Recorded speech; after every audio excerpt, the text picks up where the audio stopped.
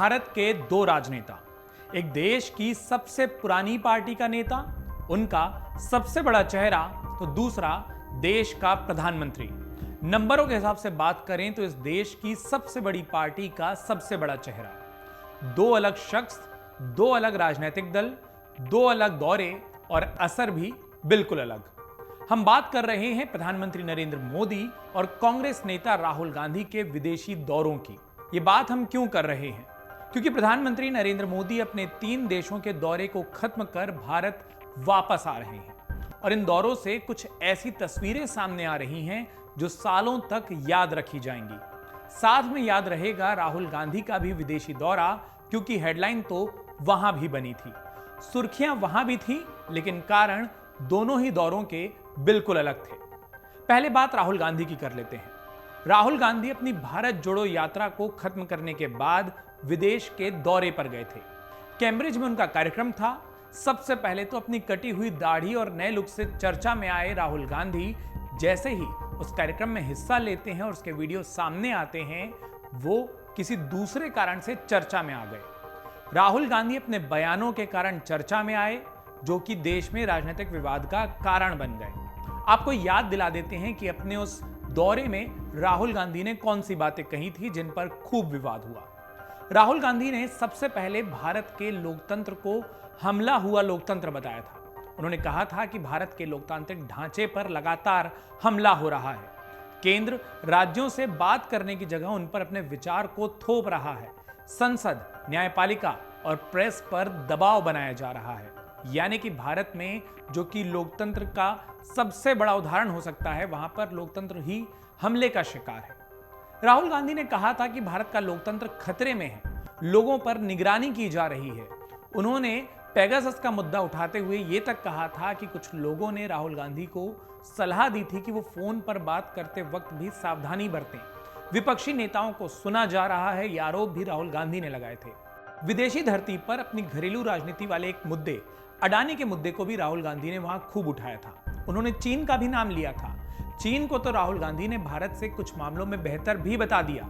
कहा कि वो हमसे बेहतर मैन्युफैक्चरिंग करते हैं और यह भी कहा कि चीन ने हमारे सैनिक मार दिए और हम अपनी जमीन तक खो चुके हैं। राहुल गांधी के इन भाषणों का जिक्र हम अभी क्यों कर रहे हैं? क्योंकि हम आपको यह बताना चाहते हैं कि विदेशी धरती पर किसी राजनेता के उठाए मुद्दों से दुनिया के सामने आपके देश की छवि बनती है। विदेशी मंच को राजनीति का अखाड़ा बनाया जाए या अपने देश की ताकत को और बेहतर तरीके से रखने का मंच, ये तो राहुल गांधी और पीएम मोदी जैसे नेताओं को ही तय करना है, क्योंकि वही तो इन मंचों पर जाते रहते हैं, उनका इस्तेमाल करते हैं, लोगों से बात करते हैं। राहुल गांधी के बाद अब बात कर लेते हैं प्रधानमंत्री नरेंद्र मोदी के हालिया दौरे की।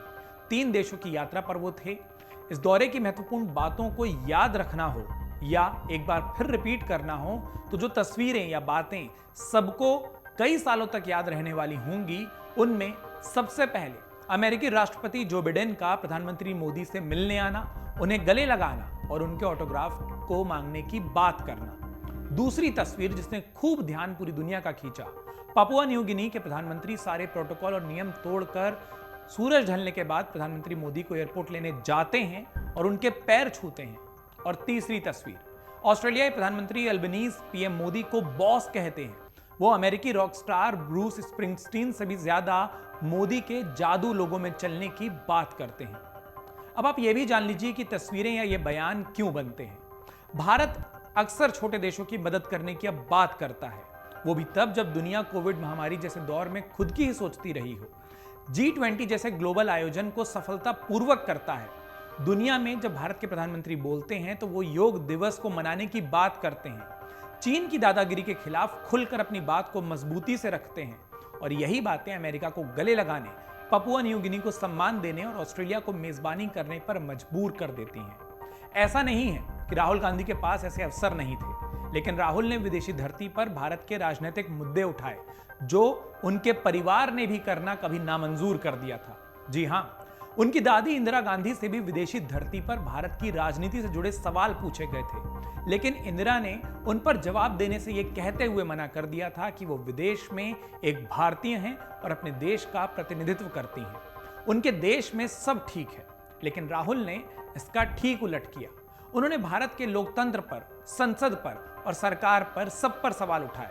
उनके बयानों को सुनकर देश की क्या छवि बनी होगी, इसका जवाब हम आप पर छोड़ देते हैं। वहीं पीएम मोदी ने क्या कहा?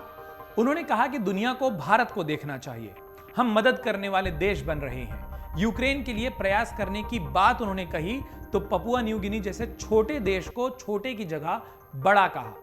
एक नेता विदेश में भारत के लोकतंत्र को हमले का शिकार बताता है तो दूसरा उसे दुनिया भर के देशों के बीच लोकतंत्र की जननी। राहुल अब फिर से विदेश यात्रा पर जाने वाले हैं। वो क्या बोलेंगे ये सवाल सबके मन में है, लेकिन उनके पुराने बयान और अब प्रधानमंत्री मोदी के इन दौरों की ताजा तस्वीरें, फर्क दिख रहा है।